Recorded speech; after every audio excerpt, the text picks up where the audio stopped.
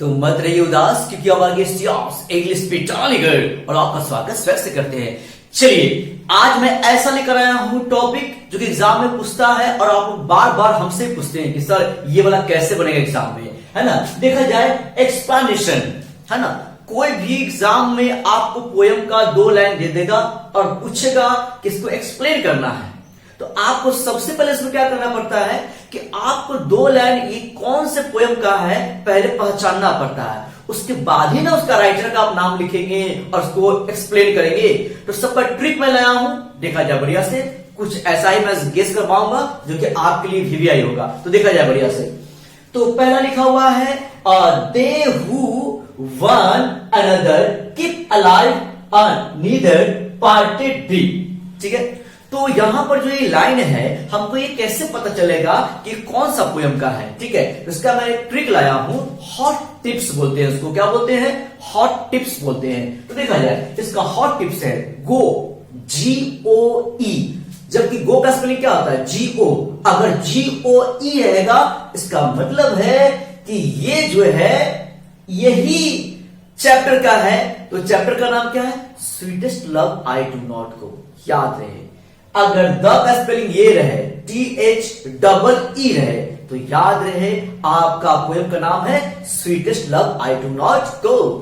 अगर मी रहे, मी का स्पेलिंग अगर MEE रहे, ऐसे मी का स्पेलिंग क्या होता है? ME, लेकिन यहां पर क्या है? MEE। याद रहे डाई का स्पेलिंग क्या होता है? DIE, डाई मींस मरना, लेकिन यहां पर क्या है? DYE है ना। सन का स्पेलिंग क्या होता है? SUN, लेकिन यहां पर क्या है?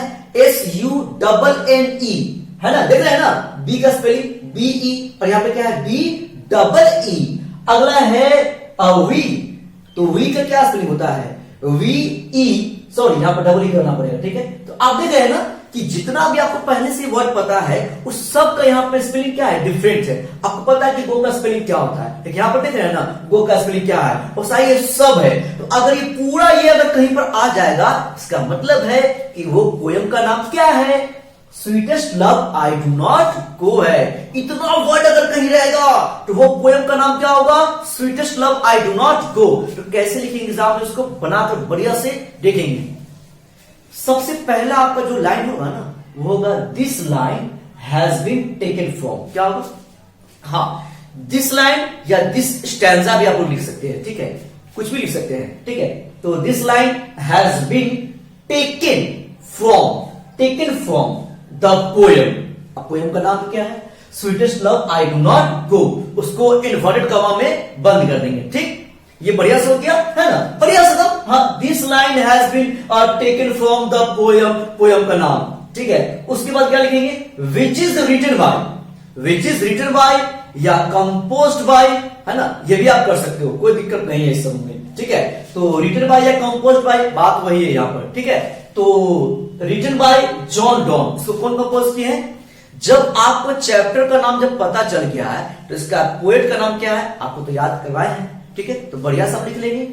उसके बाद इसमें क्या बोलते हैं उस 1 मिनट, और वो जो पोएट है उनका कुछ नाम भी है क्या, तो नाम सब लिख देंगे और बढ़िया रहेगा वो। जैसे लिखेंगे he was a metaphysical poet, है ना। आपको पता है मेटाफिजिकल पोएट कौन है? People's poet, romantic poet, war poet, versatile poet, सब मैंने डाला है वीडियो बनाकर। ठीक है, बढ़िया उसको देख लेंगे। चलिए, तो ये हो गया ही वॉज अ मेटाफिजिकल पोएट।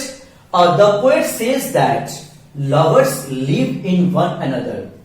मतलब जो लवर्स होते हैं, जो प्रेमी और प्रेमिका जो होते हैं, एक दूसरे के लिए बने हैं, एक दूसरे के लिए रहते हैं। ठीक है, मतलब ये एक दूसरे के लिए बनने किए हैं, है ना। ऐसा नहीं कि मतलब आप अकेले रह सकते हैं, है ना। बिना एक का दूसरा नहीं रह सकता है। ठीक है, तो याद रहे। आगे देखेंगे, अगला बोल रहा है देयर सोल्स आर यूनाइटेड, और उसका आत्मा जो है ना यूनाइटेड है, एक जगह है ना, एक है आत्मा दोनों का। ठीक है, चलिए आगे देखा जाए। So they can never be parted, है ना। इसलिए वो कभी भी जुदा नहीं हो सकते हैं, कभी भी अलग नहीं हो सकते हैं। इतना एग्जाम लिख लीजिएगा, बस वो याद है नंबर आपका। ठीक है, तो याद रहे, हॉट टिप्स याद रहे एकदम बढ़िया से। कैसे लिखेंगे मैंने बताया है। चलिए एक और है इसमें, लिखा जाए there is a house now far away where once I received love. ठीक है, तो तो अब बताइए ये जो लाइन है कौन से पोएम का है? इसका भी एक हॉट टिप्स देखा जाए, इसका हॉट टिप्स है ग्रैंड मदर, ठीक है, रिसीव लव हाउस। इतना वर्ड अगर कहीं लिखा रहेगा उस पोएम का नाम क्या होगा? My grandmother's house. याद रहे, अगर आपका इतना वर्ड होगा तो वो पोएम का नाम क्या होगा? My grandmother's house. कैसे लिखेंगे? लिखा जाए बढ़िया से उसको। This line has been taken from, यहां भी स्टार्ट वैसे ही करेंगे, ठीक है। This line has been taken from the poem my grandmother's house, ठीक है, विच इज रिटन बाय या कंपोज्ड बाय कमला दास। कोई दिक्कत? बढ़िया एकदम, कोई दिक्कत नहीं है आपको। अब आगे बढ़ेंगे, चलिए।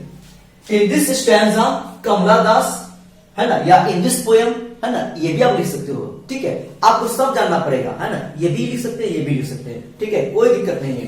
तो in this stanza Kamala Das refers to her grandmother's house where she had spent her childhood। हाँ, इसमें वो बता रहे हैं कि अपना बचपन को कहां पे बिताए थे, ठीक है।